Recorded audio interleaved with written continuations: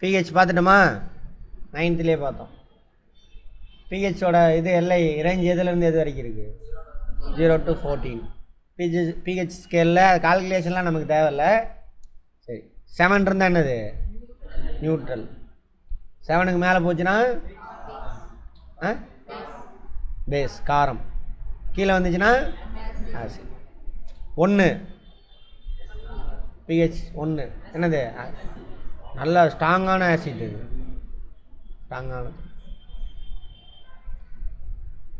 சுய அயனியாதல் பண்பின் எல்லா நீர்க்கரைசலும் ஹைட்ரஜன் மற்றும் ஹைட்ராக்சில் அயனிகளை கொண்டிருக்கும். ஆமாவா? எதெல்லாம்? ஆசிட்லாம். ஆசிட் பேஸ் ரெண்டுமே. இதனால் நீரில் கரைக்கப்படும் சேர்மங்களும் அயனியாதலுக்கு உட்பட்டு ஹைட்ரஜன் அல்லது ஹைட்ராக்சில் அயனிகளை தரலாம். இந்த அயனிகள் செறிவு ஒரு கரைசலின் அமிலத்தன்மை அல்லது காரத்தன்மை. ஹைட்ராக்சில்னால் புரியுதா? OH minus. OH minus hydronium கிடையாது, அது ஹைட்ரோனியம் நீங்கள் சொல்கிறது. H3O ப்ளஸ் ஹைட்ரஜன் அயனி ஹைட்ராக்சில். OH minus.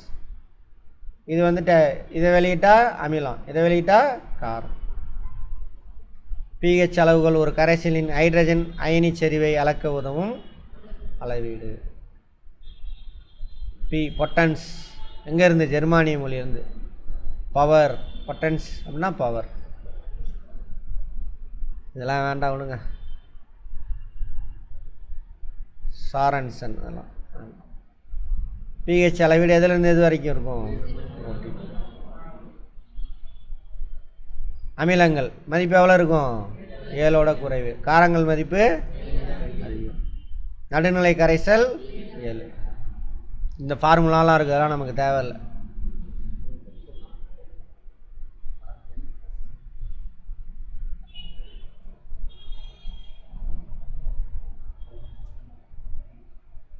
இதை நோட் பண்ணிக்க. எல்லாம் நம்மளை சுற்றிலையும் இருக்கிறது. நம்ம உடம்பு முதற்கொண்டு எல்லாம் சொல்லியிருப்பானுங்க.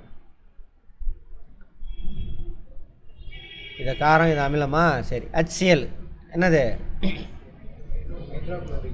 Hydrochloric acid.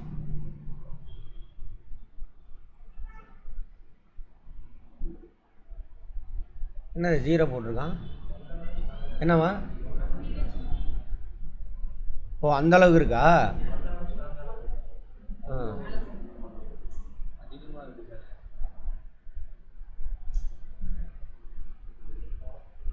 அப்படியாப்பா. பயங்கரமான ஸ்ட்ராங்கு. இது ஓ மாதிரி இருக்குது. சரி. வயிற்றில் இரைப்பயிர் உள்ள அமிலத்தன்மை 1. இது கிடையாது, இது வந்து நார்மல். வெளியில் தயாரிக்கக்கூடிய ஹைட்ரோக்ளோரிக் ஆசிட். வயிற்றில் இருக்கக்கூடிய அங்கே வந்து 1 இருக்குது. எலுமிச்சை சாறு 2. அதனால தான் வெறும் வயிற்றில் எலுமிச்சை சாறு சாப்பிடக்கூடாது, டைல்யூட் பண்ணி தான் குடிக்கணும். வினிகர் 3 அசிட்டிக் அமிலம். ஆரஞ்சு பழத்தில் என்ன அமிலம்? அஸ்காரிக். ஆரஞ்சு ஆரஞ்சு அஸ்காரிக் தானே? அஸ்கா ஆரஞ்சு அப்படின்னு வச்சுக்கோங்க. 3.5. சோடா நீர் திராட்சை. சோடாவே என்னது? அமிலம் தான். வெறும் வயிற்றில் சோடா குடிக்கக்கூடாது, அமிலம். புளித்த பால் 4.5. தூய பால் 5%. பால் கொஞ்ச நேரம் அதாவது சாயந்தரம் அதுக்கு மேலே புளிக்கும் பாருங்கள், அமிலத்தன்மை. தூய பால் 5. பாலே அமிலத்தன்மை உள்ளது தான்.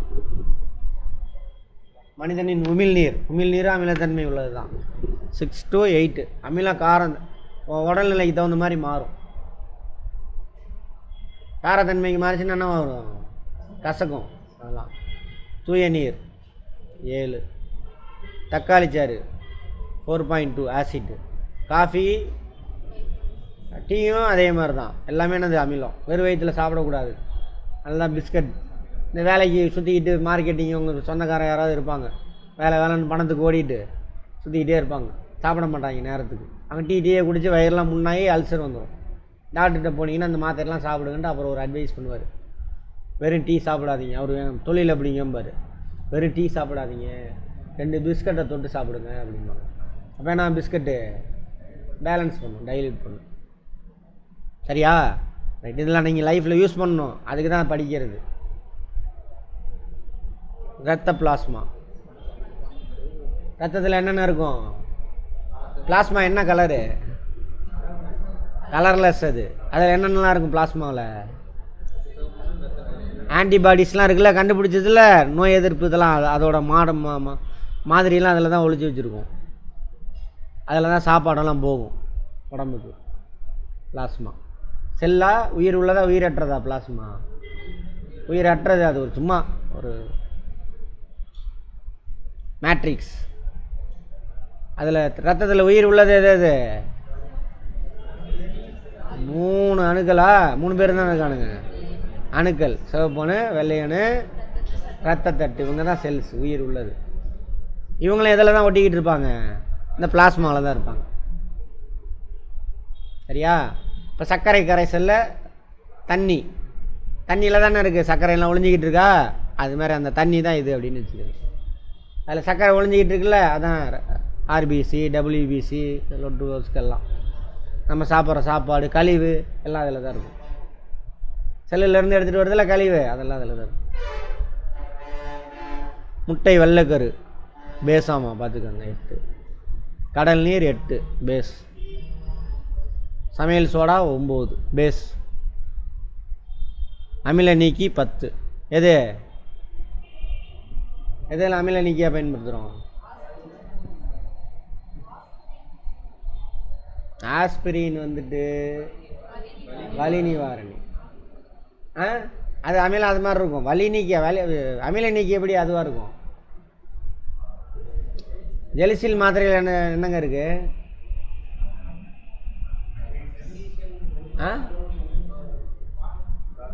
பால்மா, மெக்னீசியம் பால் என்ன இருக்குது? மெக்னீசியம் ஹைட்ராக்சைடு, இன்னொன்று அலுமினியம் ஹைட்ராக்சைடு. இது 2 தான் வந்து அமில நீக்கியாக பயன்படுது. அமில நீக்கினா என்னது? Anti acid. அந்த பால்மா இருக்குல்ல, ஜெலிசில், அது ஆக்சுவலாக ஜெலிசிங்கிற கம்பெனி பேர், அது சொல்லக்கூடாது. அடுத்து அம்மோனியா நீர், அது எதுக்கு யூஸ் பண்ணுறாங்கன்னு தெரில. 11. சுண்ணாம்பு நீர் 12ஆமா. சுண்ணாம்பு நீர் வடிகால் சுத்தமாக்கும் பொருளாமா, அது 13. எரிசோடாக்கு என்ன இங்கிலீஷில் என்ன வருது?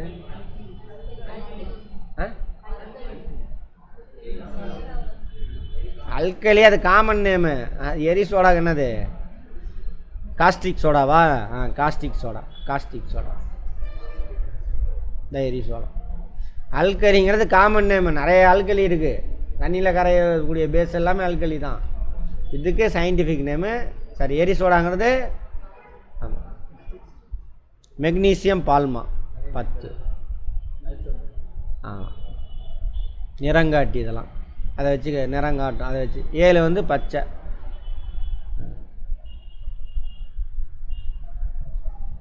இன்னும் கொஞ்சம் தான் இருக்குது, முடிச்சிடலாம். மனித இரத்தத்தின் pH மதிப்பு 7.4. அங்கே என்ன பார்த்தோம்? ரத்தம் பார்த்தோம்ல, பேஸ் தானே பார்த்தோம். இது பேஸ் தானா? சரி, பிளாஸ்மா எவ்வளோ பெர்சன்டேஜ், எவ்வளோ பாயிண்ட்டு? அதே தானா? சரி, ரத்தங்கிற அதை தான் சொல்கிறான். இப்போ ரத்தம் வந்து என்னது? பேஸ். ஃபேக்டில் கேட்பான் பார்த்துங்க, நம்மளோட தொடர்புடையதான் கேட்பான்.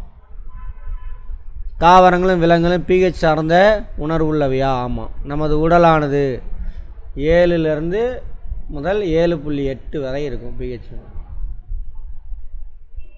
இந்த pHோட லெவல் மாறிட்டாலும் அதுவும் கேன்சர் வர்றதுக்கு இதுவும் ஒரு காரணம். கேன்சர் வருதுல்ல, கேன்சர்னால் என்னென்னு பார்த்தோம். நம்ம செல்லு தான் மென்டல் செல், லூஸான செல்லு. மென்டல் குழந்தை இருக்குல்ல, அது மாதிரி. கேன்சர்னால் வெளியிலேருந்து எதுவும் வராது, செல் பிரிதல் அப்போ ப்ராப்பராக நடக்காது. ஸோ மென்டல் செல்லாக மாறிடும். பயாலஜியில் பார்ப்போம். அதுதான் pH எல்லை சார்ந்து வேலை செய்யும். இதுக்குள்ளே இருந்தாக்க நம்ம உடம்பு நார்மலாக இருக்குன்னு அர்த்தம். இதோட அதிகமாகிட்டாலும் டேஞ்சரு, இதோட கம்மியாகிட்டாலும் டேஞ்சர். காய்ச்சல் வந்துடும், ஒவ்வாமை வரும், அலர்ஜி வரும், எல்லாமே நடக்கும். நமது உடலில் உள்ள திரவங்கள் வெவ்வேறு pH மதிப்புகளை கொண்டவை. பார்த்தோம் இல்லையா? ரத்த pH மதிப்பு எவ்வளவு? பேஸு மாறும் அப்படியே 7 to 7.8. எடுத்துக்காட்டாக மனித ரத்தின் pH மதிப்பு 7.35லேருந்து 7.45. இந்த மதிப்பிலிருந்து குறைந்தாலோ அல்லது அதிகரித்தாலோ நோயை உண்டாகும். 7.4ங்கிறது என்னது? ஆவரேஜ், மையப்புள்ளி. இது இந்த ரேஞ்சில் இருக்கலாம், இதுக்குள்ளே இருக்கலாம். ஆமாம் தானே? 3.5க்கும் 4.5க்கும் மையம் அது 4 ஆவரேஜ்.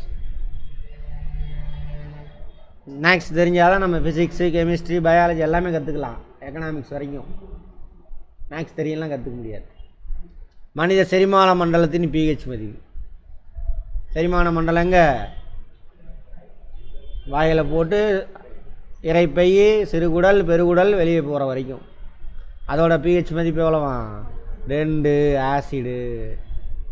ரத்தம் பேஸு, செரிமான மண்டலம் என்னது? ஆசிட்.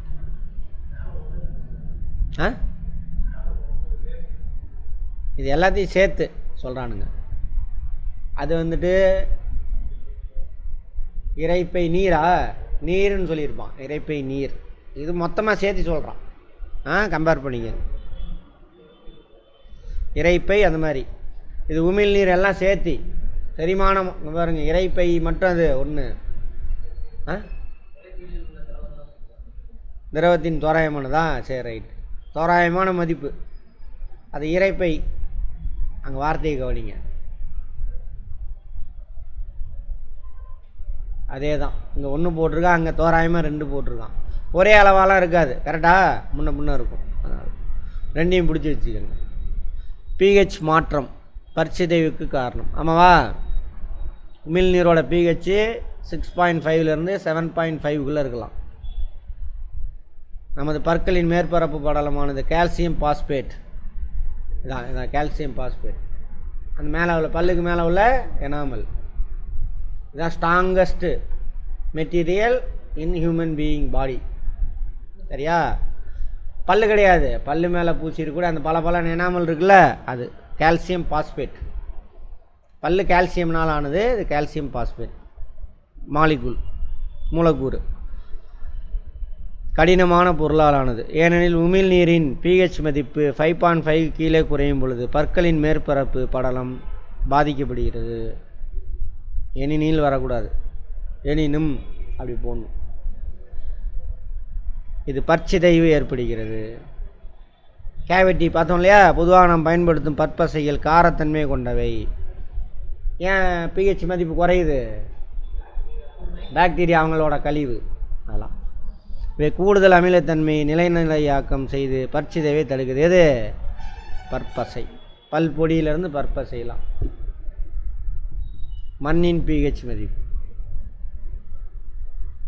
விவசாயத்துக்கு மண்ணின் pH மிக முக்கியம் வாய்ந்தது. சிட்ரிக் அமிலம் கொண்ட பழங்கள் சற்று காரத்தன்மை உள்ள மண்ணிலும். நோட் பண்ணிக்கோங்க. சிட்ரிக் பழம் உற்பத்தியான பேஸ் காரத்தன்மை உள்ள மண்ணாக இருக்கணும். நெல் அமிலத்தன்மை கொண்ட மண்ணிலும். அது நீ நெல் பயிர்ச்சுன்னா அமிலத்தன்மை உள்ளதாக இருக்கணும். கரும்பு நடுநிலைத்தன்மை கொண்ட மண்ணில் நல்லா வளரும். அதையும் மீறி நீ போட்டினா விளைச்சல் ஒரு மாதிரி தான் இருக்கும். இப்போ நெல் ஆக்சுவலாக பேஸு காரத்தன்மை உள்ள மண்ணில் விளையும். சிட்ரிக் ஃப்ரூட்ஸ்லாம் என்னது? புளிப்பு, அமிலத்தன்மை உள்ளது. அது காரத்தன்மை உள்ளதில் விளையும். ஆப்போசிட்டு கரும்பு நடுநிலைத்தன்மையில் விளையும். ஓகேவா? இதெல்லாம் நம்மளோட லைஃபோட தொடர்புடையது. மழை நீர் அதில் எதுவுமே மிக்ஸ் ஆகலைன்னா 7 ஏறக்குறைய. சரியா? நார்மலாக மழை தண்ணி கீழே விழும்பொழுது யார் அதில் கரைவாங்க? கார்பன் டை ஆக்சைடு கரையும், கொஞ்சம் குறைஞ்சிரும். அதுக்கு மேலே sulphur oxide, nitrous oxide mix ஆனால் இன்னும் பாயிண்ட் இன்னும் குறையும். pH மதிப்பு பயங்கரமான அமிலத்தன்மையில் ஆயிடும். புரிஞ்சுதா? ரைட்டாக தான் சொல்கிறாங்க. ஏறக்குறைய 7. இது மழை நீர் நடுநிலைத்தன்மையானது மற்றும் தூய்மையானது என்பதை குறிக்கிறது. தூய்மைன்னு அர்த்தம்? அதில் யாரும் கலக்கலை அப்படின்னு அர்த்தம். வளிமண்டல காற்று sulphide, sulphur dioxide, nitrous oxide வாயுக்களால் மாசுபடும் பொழுது கார்பன் டை ஆக்சைடு சேர்த்திக்கணும். அவை மழைநீரில் கலைந்து pH மதிப்பு 7ஐ விட குறைய செய்கிறது. இவ்வாறு மழைநீரில் pH 7 விட குறையும் பொழுது அம்மலை அமில மலையாகிறது. ஆசிட் என்ன பண்ணும்? அரிக்கும். இப்போ நம்ம அதில் நனைஞ்சோம்னா என்ன ஆகும்? நம்ம ஸ்கின்னில் அரிக்கும், அரிப்பு ஏற்படும், கேன்சர் கூட வரலாம், ஸ்கின் கேன்சர். அதுமாதிரி பில்டிங் இருக்கு இல்லையா, பில்டிங்கில் விழும் பொழுது என்ன ஆகும்? அரிக்கும். கதையாக புரிஞ்சிக்கணும், படிக்கக்கூடாது. ஓகேவா? இந்த அமிலமலை நீர் ஆறுகளில் சேரும் பொழுது ஆறோட pH மதிப்பு என்ன ஆகும்? அதிகமாகும். அவ்வளோ தூரம் ஏன் மண்ணில் விழுகுதா? மண்ணில் உள்ள மைக்ரோப்ஸ்லாம் என்ன ஆயிரும்? செத்து போயிடும். கடலில் விழுகுதா? பவளப்பாறை இருக்கா? உயிரினம் தானே, அதெல்லாம் செத்து போகும். அவ்வளோதான். இதுக்கு மேலாம் கொஸ்டின் கேட்க முடியாது. நீர்வாழ் உயிரினங்கள் பாதிக்கின்றன. கணக்கீடுலாம் நமக்கு வேணாம், போதும். நம்ம ஒன்றும் சயின்டிஸ்ட்லாம் இல்லை, அதனால் விட்டுலாம். காமன் மேனுக்கு தெரிஞ்ச நாலேஜ், காமன் மேனுக்கே எவ்வளோ தெரியணுமா சார்? ஆமாம், தெரிஞ்சணும். இதெல்லாம் வாழ்க்கைக்கு தேவையா இல்லையா? அதுக்கு தான் அதெல்லாம் சொல்லித்தராங்க. இதெல்லாம் முன்னாடி போட்டாச்சு.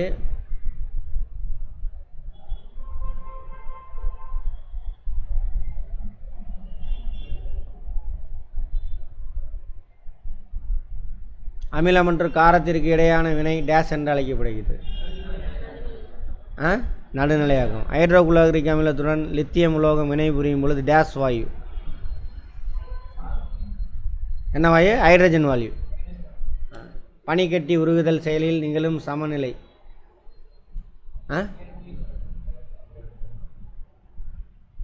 டேஸ் என்று என்ன நிலை?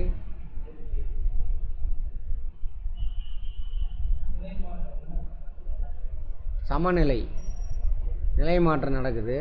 சரி, பார்ப்போம். ஒரு பழச்சாறின் pH மதிப்பு 5.6. இதனோட நீர்த்த சுண்ணாம்பு சேர்க்கும் பொழுது இதன் pH மதிப்பு என்ன ஆகும்? அதிகமாகும். நடுநிலையாக்கம்ல 7க்கு வரணும்ல, அப்போ என்ன ஆகும்? இது காரம், சரியா? இது அமிலம். நடுநிலையாக்கம் நடக்குன்னா அர்த்தம் pH மதிப்பு அதிகமாகும், அமிலத்தன்மை குறையும். கரெக்டா? 25 டிகிரி செல்சியஸ் வெப்பநிலையில் நீரின் அயனி பெருக்கத்தின் அதெல்லாம் வேண்டாம் விட்டுருக்கு. மனித ரத்தத்தின் பொதுவான pH மதிப்பு என்ன? 7.4. பேஸ். Very good.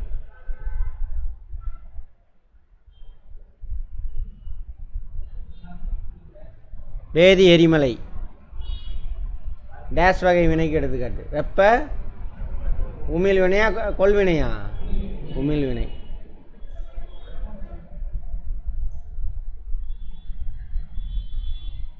ஹைட்ரஜன் அயனி நீரில் கரைவதால் உருவாகும் அயனி டேஸ் என்று அழைக்கப்படுகிறது. ஹைட்ரோனியம். அவ்வளோதான்.